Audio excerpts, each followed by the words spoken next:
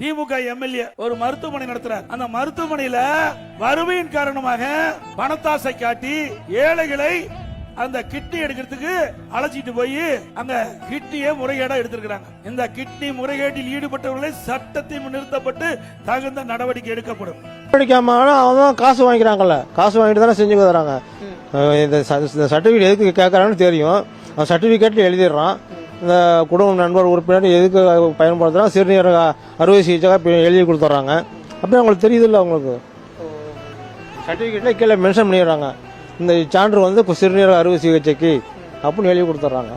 இன்னைக்கு 2021 சட்டமன்ற பொதுத் தேர்தலில் திரு ஸ்டாலின் அவர்கள் திமுக ஆட்சிக்கு வந்த உடனே எல்லா குடும்ப தலைவிக்கும் மாதந்தோறும் 1000 ரூபாய் உரிமைத்தொகை வழங்கப்படும் என்று அறிவிப்பு கொடுத்துட்டு நிறைவேற்றவே இல்லை.